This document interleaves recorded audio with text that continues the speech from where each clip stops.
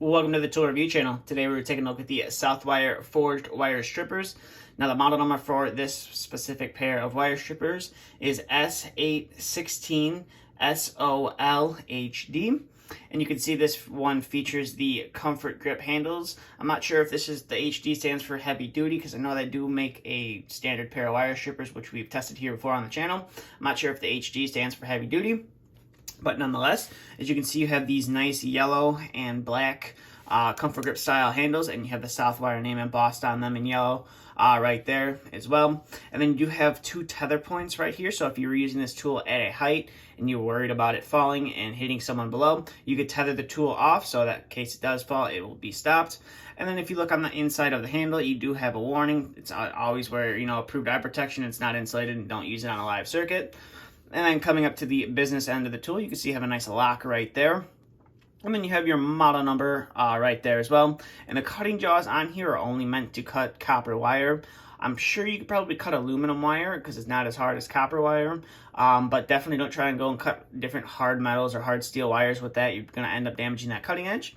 And then coming up to here, you can see you have your 632 and your 832 screw cutting holes. And you have the Southwire logo right there, laser etched onto the surface as well. And then coming up to here, you have a nice wire looper right there. And then you have your shear style of cutting jaws right there.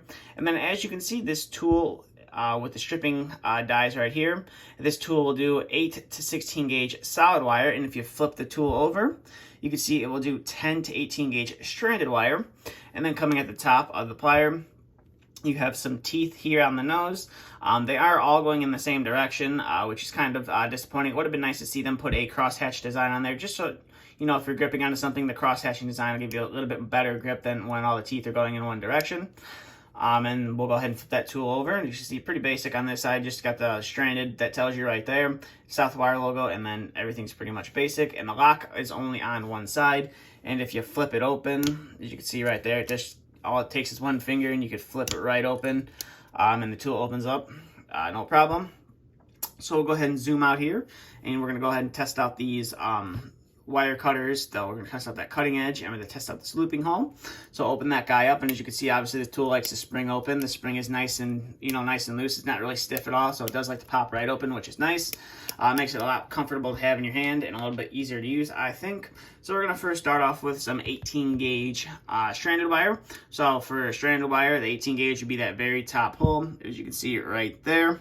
So we're going to go ahead and stick that guy in there and pull that insulation off. And as you see right there, you're able to pull off that insulation, no problem whatsoever. And we'll go ahead and cut through that, no problem whatsoever as well. Shouldn't really struggle with 18 gauge wire, but you never know. And as you see out there, pull that insulation off, no problem. So we'll go ahead and set that guy off to the side and get those out of there. And we will bring in some 18 gauge solid wire. So the solid wire, we can't strip with that, so can't strip 18 gauge solid wire because it only goes up to 16 gauge solid wire. So we'll go ahead and put that guy off to the side.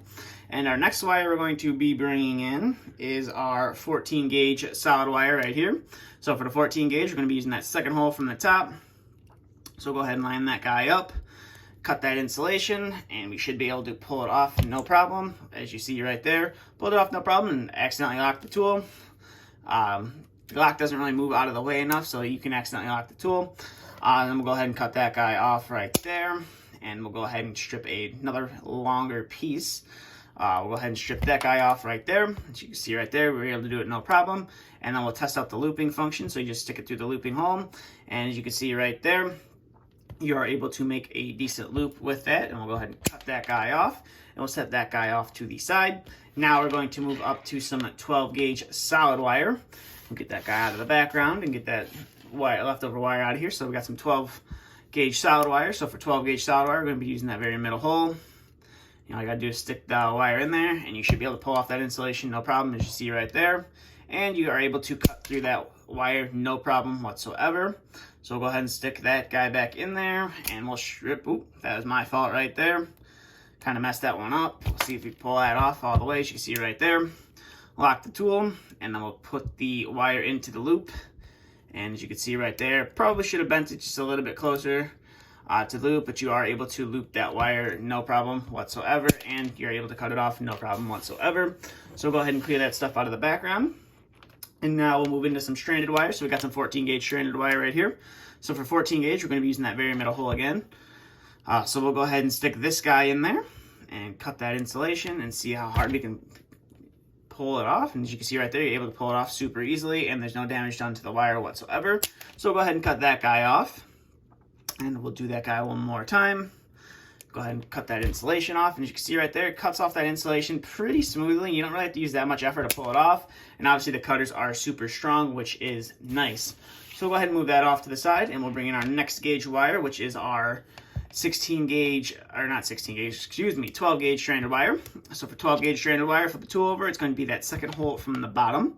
So we'll go ahead and stick that guy in there and see how well it works. And as you can see right there, able to pull off that insulation and not damage that wire one bit.